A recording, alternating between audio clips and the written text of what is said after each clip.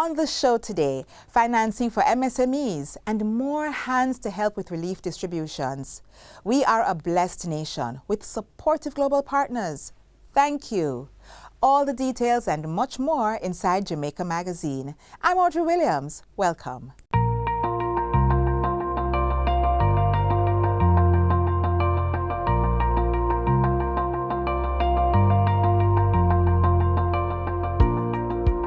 This is a crisis, and it is one thing that we must never do, is waste a crisis.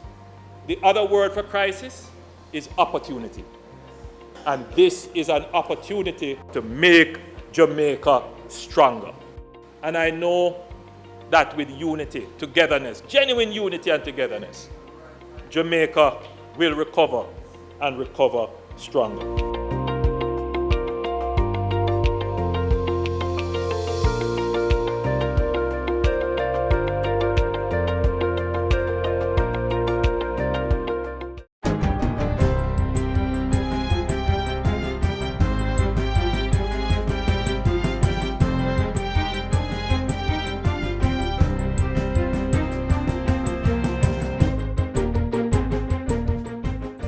Good day, I'm Theodore Henry, and this is your JIS News for Thursday, November 20, 2025.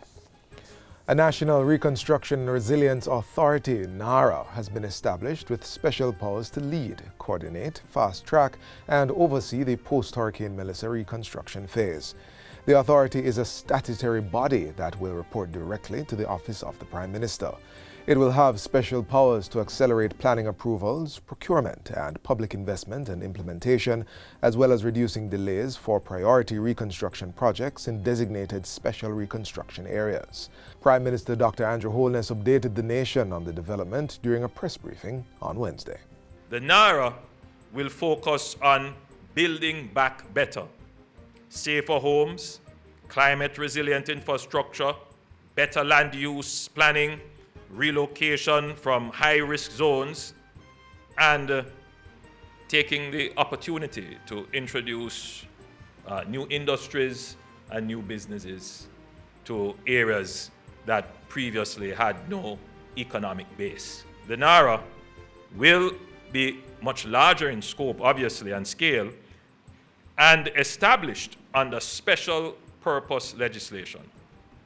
Given the extraordinary powers that will be sought to expedite reconstruction, the NARA will be set up with a sunset date of 5 years, renewable by Parliament. Prime Minister Holness says the work will begin with immediate funds of approximately $1.15 billion from the National Natural Disaster Recovery Fund, NNDRF. He says approximately $650 million is accessible from the NNDRF. This includes money from Jamaica's catastrophe bond, policies with the Caribbean Catastrophe Risk Facility, and various credit contingent claims with the IDB and World Bank. It is likely that the government of Jamaica will have to borrow to finance reconstruction beyond what will be available in our NNDRF.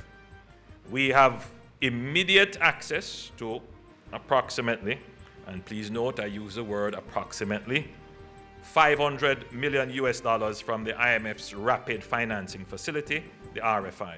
The RFI facility does not come with policy conditionality. Dr. Holness says administrative expenditure for the newly established National Reconstruction and Resilience Authority will be financed from the national budget. The National Housing Trust, NHT, is now accepting applications for a series of disaster relief initiatives implemented to support contributors and mortgagors whose homes and livelihoods were affected by the passage of Hurricane Melissa. The initiatives include the Hurricane Relief Loan, the Special Disaster Grant, and a moratorium on mortgage payments. Together, they form a comprehensive framework to ease the financial burden faced by families as they begin rebuilding. Through the Hurricane Relief Loan Facility, NHT contributors and current and former mortgagors may access up to $3.5 million at an interest rate of 2% to do home repairs or improvements. Contributors may also apply for a loan on behalf of an immediate family member whose home was damaged. There is a 6-month repayment moratorium. For the Special Disaster Grant, contributors and mortgagors who can demonstrate significant need will be able to apply for up to $500,000. This money may also be used to supplement the hurricane relief loan, cover the 2% insurance excess, or provide support where insurance coverage is insufficient. Priority consideration will be given to contributors unable to afford a loan, those who can only finance part of the repairs, persons assisting immediate family members, or pensioners whose homes or solar systems financed under the NHT's Smart Energy Grant were damaged. Consideration will also be given to former contributors willing to regularize their contribution status. The NHT is also offering an automatic 6-month moratorium to mortgages in the 7 most adversely affected parishes, namely Manchester, St. Elizabeth, Westmoreland, Hanover, St. James, Trelawney, and St. Anne. The moratorium allows for a temporary suspension of all or part of the required monthly mortgage payments. Mortgagors in all other parishes who are experiencing hardship or income disruption due to the hurricane may also apply for a moratorium of up to 6 months. Applications close January 31, 2026 and will be evaluated on a case-by-case basis. In addition to the disaster relief initiatives, the NHT has activated its comprehensive homeowners insurance arrangements. Mortgagors whose properties were damaged by Hurricane Melissa are encouraged to submit peril insurance claims at any NHT branch office by January 15, 2026. Submissions must include a completed peril insurance claim form, an estimate of the damage, photographs of the damage, and valid identification. More information on the various disaster relief initiatives being offered by the NHT can be found on the agency's website, nht.gov.jm/recover. The Ministry of Agriculture, through its Research and Development Division, has handed over 450 pounds of vegetable seeds to the Rural Agricultural Development Authority, RADA, for distribution to farmers free of charge. The handover took place on Wednesday and forms part of the Ministry's immediate recovery response to Hurricane Melissa's devastating impact on Jamaica's agriculture sector. The seed donation includes pumpkin, cowpeas, corn, sorrel, and West Indies red pepper, and included untreated seeds to benefit the organic farming sector. These will be distributed across all 13 RADA parish offices, as well as the Jamaica Agricultural Society, JAS.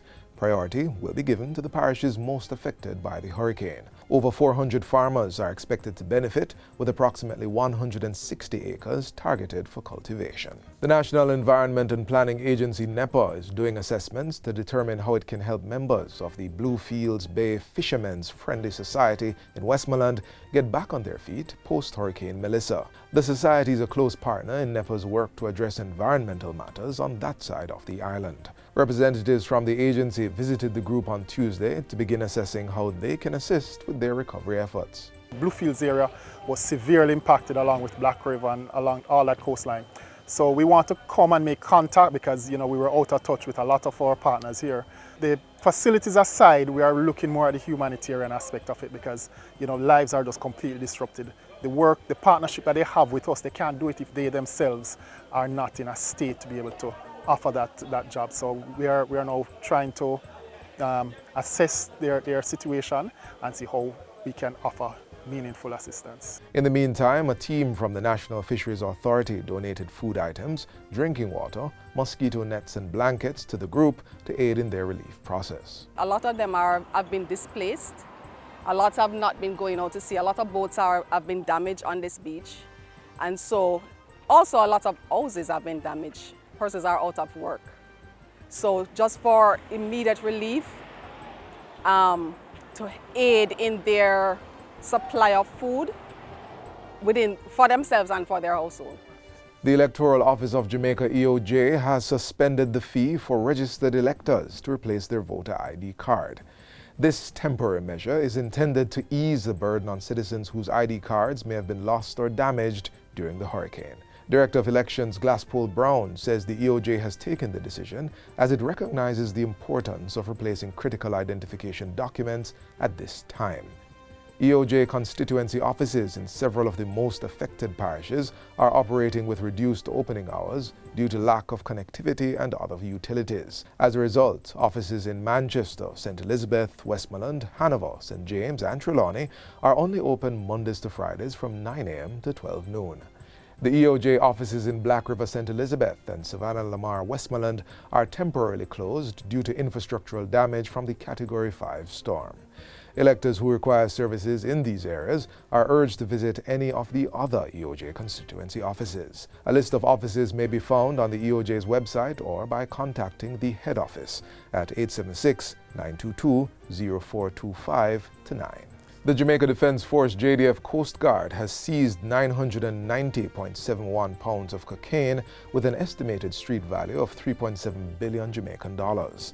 The seizure resulted from a successful joint counter-narcotics operation offshore Jamaica on Wednesday. The 1st District Jamaica Defence Force Coast Guard was reportedly conducting routine patrols south of Jamaica when it pursued and intercepted a vessel believed to be transporting illicit narcotics. During the chase, persons on board the suspected vessel threw multiple packages overboard, which were swiftly recovered by the JDF Coast Guard boarding team. The contraband was secured and transported to the 1st District JDF Coast Guard base, where it was handed over to the Narcotics Police for processing. And finally, the Ministry of Labour and Social Security has called an urgent meeting with the management of the Bahia Principe Grand Jamaica and Bahia Principe Luxury Runaway Bay hotels amid reports of a redundancy exercise at the properties.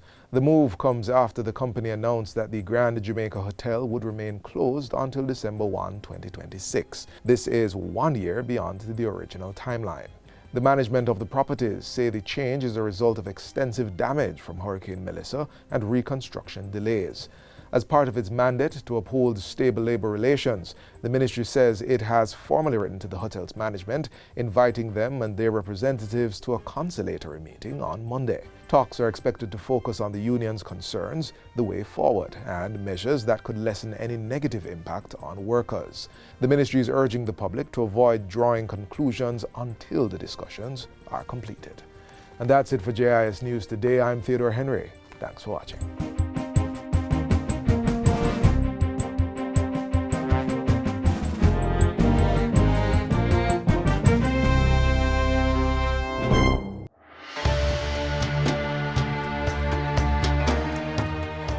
The shadows of October 28, 2025 still linger, the aftermath of Category 5 Hurricane Melissa. The powerful system made landfall in Jamaica, leaving a trail of devastation across the island. While every parish felt its force, the western end bore the brunt of the storm. Many residents are still without homes, vital infrastructure has been wiped out, and communities are struggling to rebuild. As a nation, we're all picking up the pieces together. Let us continue to stand united and support recovery efforts by donating through the country's official disaster relief and recovery portal at supportjamaica.gov.jm.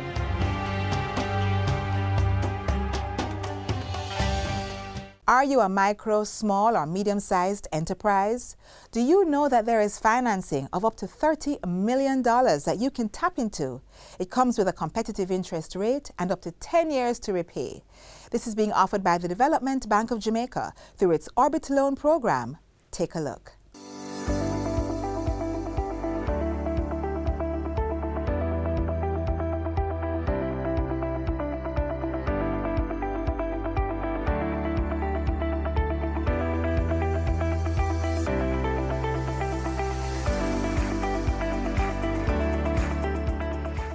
For many entrepreneurs in Jamaica, the dream is big, but the resources often feel small.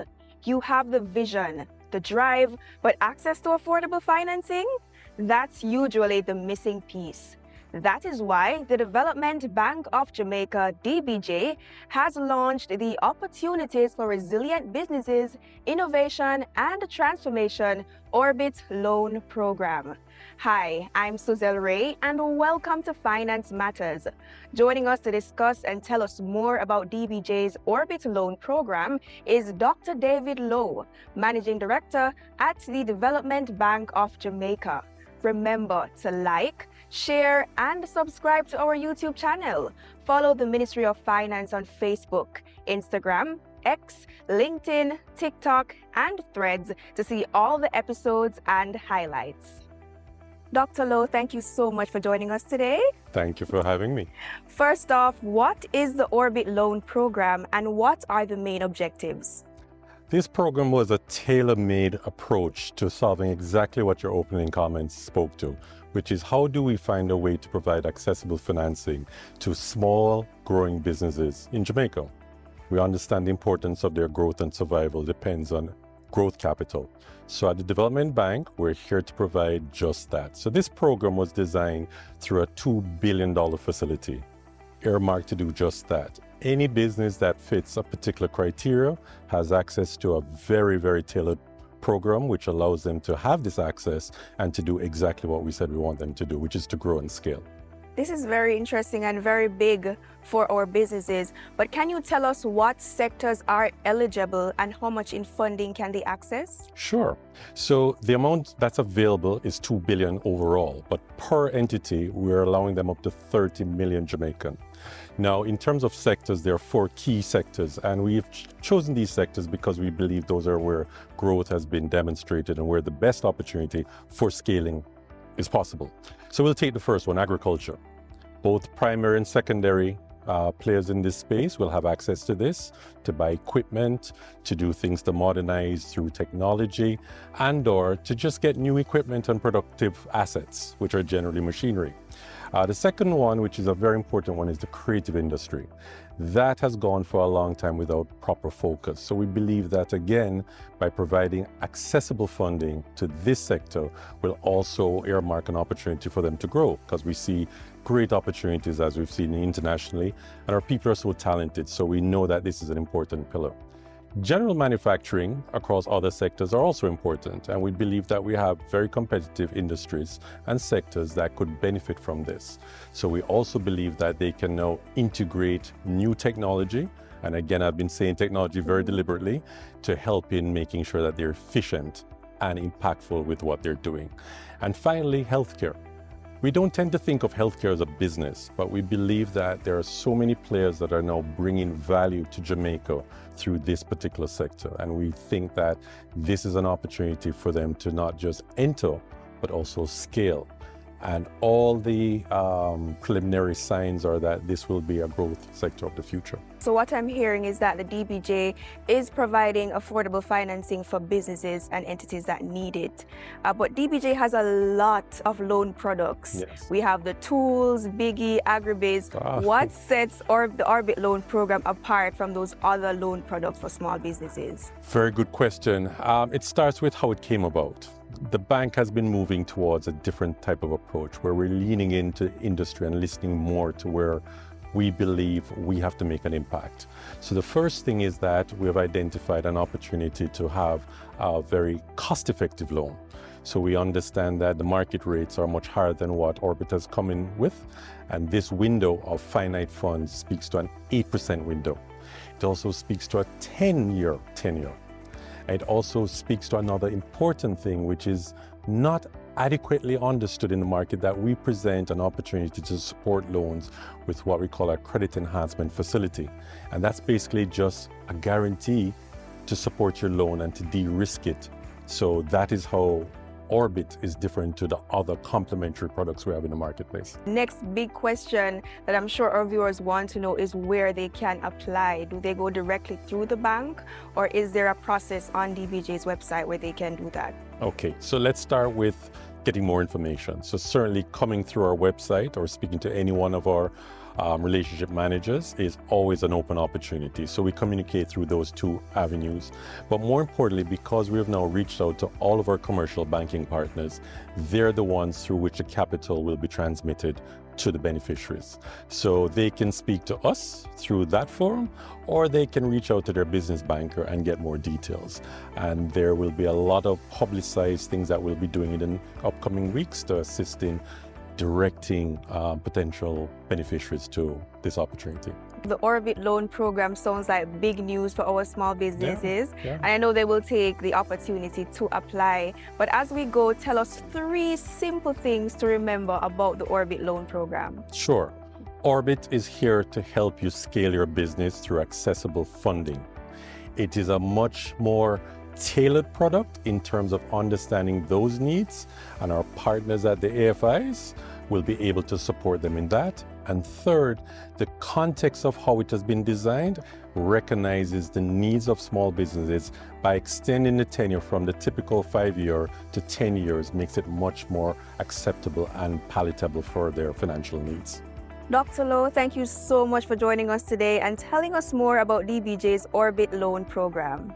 And we look forward to continuing to support our small businesses. They're important to us, and I believe that this will be very impactful. Thank you. And thank you for joining us on this episode of Finance Matters. Remember to follow us on social media at MOF Jamaica and tune in next week as we continue to demystify the economic and fiscal policies and initiatives implemented by the government to empower Jamaicans as we chart a path to Jamaica's economic prosperity.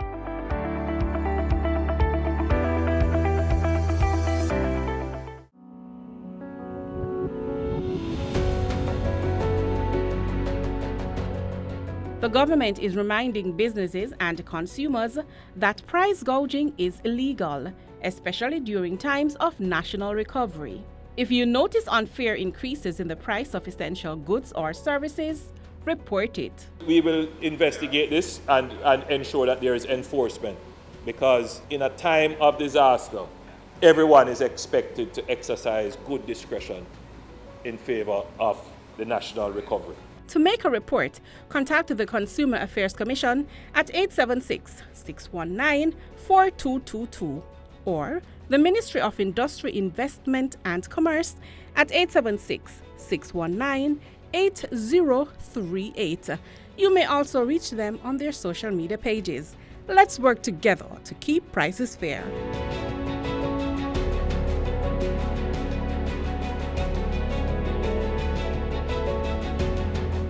Up next, more support for Jamaica, this time from the Ground Force Humanitarian Group.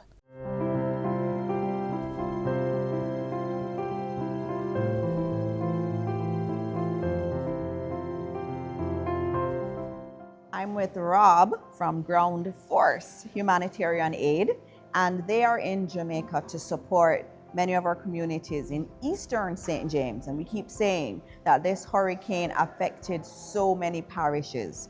And Eastern St. James, they found a lot of communities that have not been getting much assistance. And they are here at the Montego Bay Convention Center, and they are packing food packages that they're going to take out. They can do up to 5,000 of these a day. And they gave me an opportunity to pack one of them, and it has a variety of things in there, from rice to cereal to also even vegetables, which is very important, because even though we're in a crisis, it's important that as best as possible, whatever food we're giving to individuals, that they are actually quite balanced in nutrition, because you don't want to have, especially our children, leading to suboptimal outcomes in terms of their nutrition. And so this work is absolutely fabulous. They're also helping in the communities to rebuild the houses of those that have been totally destroyed. We cannot deal with a hurricane of a magnitude 5 Hurricane Melissa without the help of partners, and we're so happy for Ground Force to be here in Jamaica and offering that kind of really wonderful support to us. I want to say thank you for having us here in Jamaica to help. One of the things we do well is we call it the last mile. We're not skilled labor. Mm-hmm. You don't need a special skill to do what we do. We're doing things like cleaning up homes and packing food, and the last mile is the people where we look the victims in the eye, and we're providing, if nothing else, than a hug or a light or water.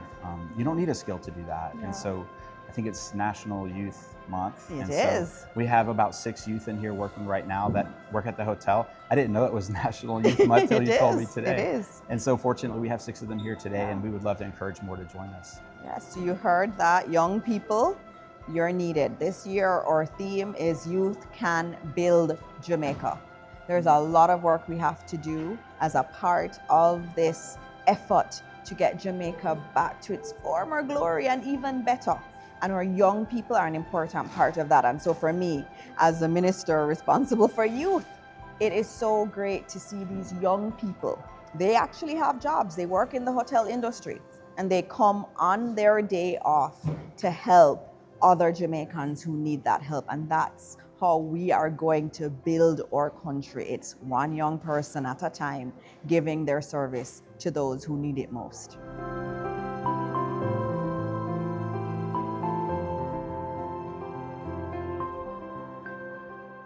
Hurricane Melissa is the strongest recorded hurricane to strike land anywhere. Yeah. So this, I always say the scale of the response is never equal to the scale of the disaster. Yeah. So I want people to think that this is not done. This is just the beginning of a multi-month and multi-year recovery effort. Yeah. So we can't forget to come and help our Jamaican friends. Tourism, biggest industry here, come. Yeah. It's beautiful, it's paradise, and it's going to be back. The trees are already turning green again. Yes, I'm amazed at how quick it's recovering. So I encourage Americans to come, everybody to come, help now, and then come and vacation later.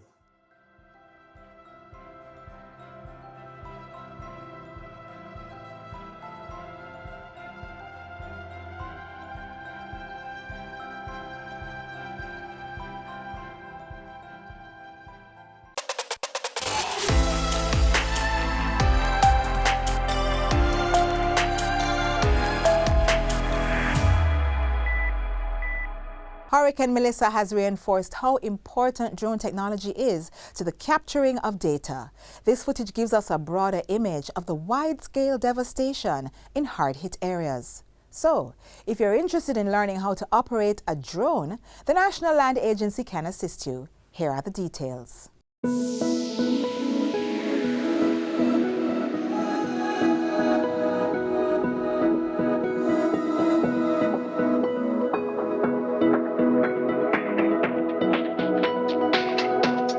Built out a host of drones, a fleet of drones that we use to manage our land resource.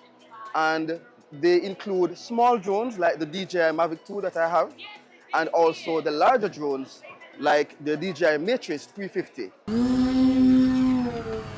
The National Land Agency, NLA, utilizes drones to effectively manage land resources through inspections. For smaller properties, the NLA employs smaller drones. In contrast, for larger properties, the agency opts for larger drones that can cover more ground and conduct longer flights to map extensive areas. The NLA integrates drone technology across several departments. It uses drones for land valuation, inspections, and deratings. Additionally, the drones assist in property mapping, cadastral surveys, and topographic surveys. The agency's estate management division also benefits from this technology, as it aids in managing various properties and land leases. We've also incorporated the technology in hydrographic surveys. So we're mapping many of our piers, many of our nearshore harbors, and we're using the drone technology to assist the hydrographers as well in their work. Additionally, we have implemented a drone pilot training course where individuals can come and they can be trained as drone pilots. That's a tremendous course. It actually has taken off very well. It's a 3-week course and it's a premium course. So we do advise that persons can come and become a part of that course, and when they leave, they'll be certified drone pilots. Our HR department, they have a form that can be filled. So once someone has an interest, they can give us a call, and we can actually give them the information as to how to sign up for that course. Currently, the cost of this course is 150,000 Jamaican dollars. We have kept that cost for the last 3 years, and this is a premium course. It's worth much more than that. When an individual comes into this course, they will learn the theory behind drone technology. They will learn how to do drone maneuvers so that they can be safe while flying. They will learn all the rudiments of the drone and how it works. They'll also learn the legal requirements. So they'll learn how to apply for a permit to fly. They'll learn how to operate within the airspace which most persons who are flying drones do not understand that there are laws, regulations, do's and don'ts. So it's a very packed course, and the persons will leave as robust pilots.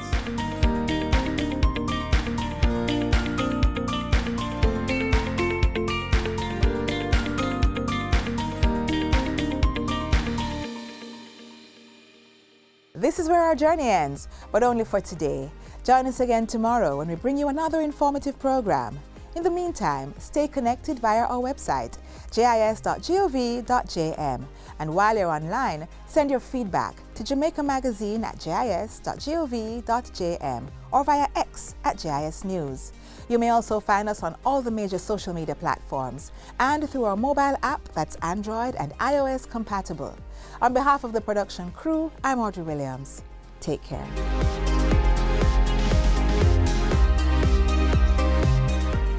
This has been a production of the Jamaica Information Service, the voice of Jamaica.